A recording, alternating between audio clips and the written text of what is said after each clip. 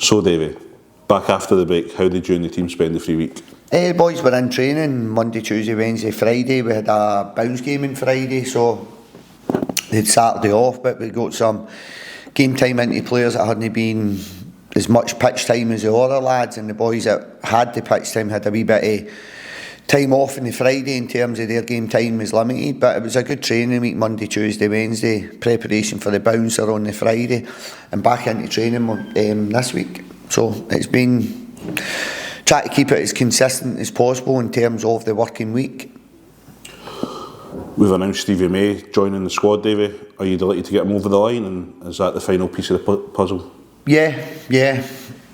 It's one of the ones, like I spoke to Dave, spoke to John, and it's probably a wee bit over budget in terms of the players that's in the building. Ideally, would have liked someone else to move on for that to happen.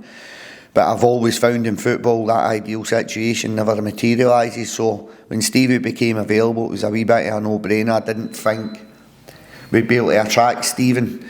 I thought he'd have had a wee bit of interest for the Premier League. I still thought he might have been in St Johnstone's plans. So I'd spoke to a player on Saturday. It said that Stevie was maybe looking to go out to St Johnstone. So I spoke to Craig Levine Sunday morning. Craig was very receptive.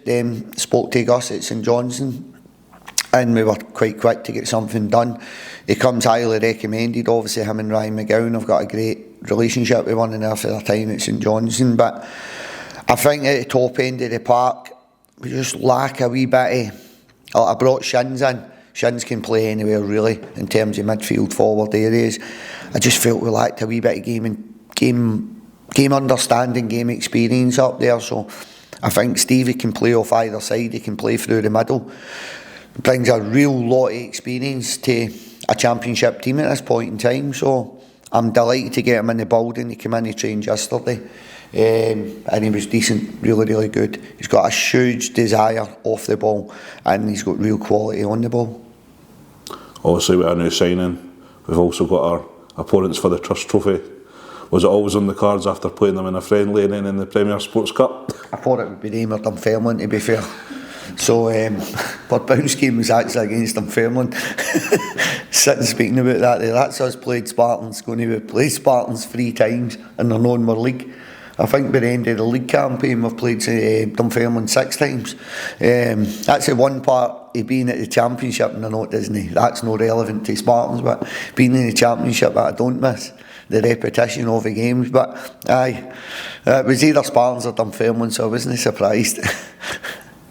Speaking of familiar faces, Davey, you'll be coming up against Dougie Imrie. Will you be looking to get first bragging rights over Dougie? Aye, definitely. To be fair, Dougie never won a lot here. He always lost at the tech ball, so hopefully we keep that up.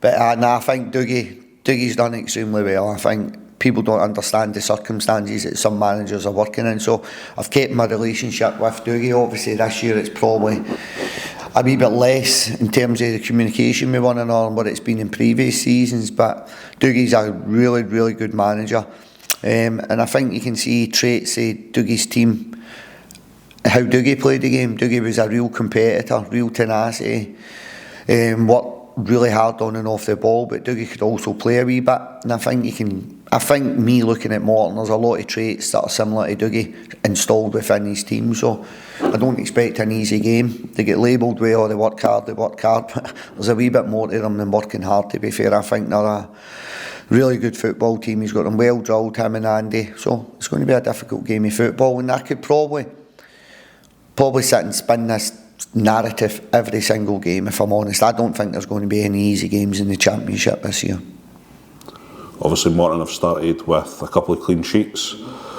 Are you expecting them to be a tough nut to crack on Saturday? Yeah, but I think we've found that most games we've played in. I'll even go back to the cup section this year. I think what you've got is teams being really difficult to beat, and most teams are the same. I think as the league opens up, the campaign opens up and you need points on the board, teams then start having to come and win games of football. And that's not, I'm not just saying Morton there, I think that's just in general most teams at this point in time. So I think it's going to be a difficult game. He's had 2 clean sheets, but they work extremely hard on and off the ball, and they're decent on the ball, so it's going to be a hard game of football. We've obviously started well at home with a 2-0 victory over Dunfermline.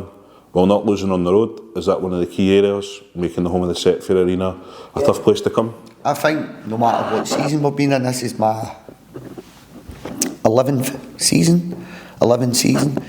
And I think one of the things you try to install in your team is being hard to beat at home. So that will never change no matter what league you're in. You need to go and try and pick as many points up as you can at home. You don't want to make the opponents feel comfortable coming to your stadium, your environment. So I think that's just one of the basic fundamentals. No matter what league you're in, you need to try and win your home games. You need to make it a difficult place for the opponents to play football.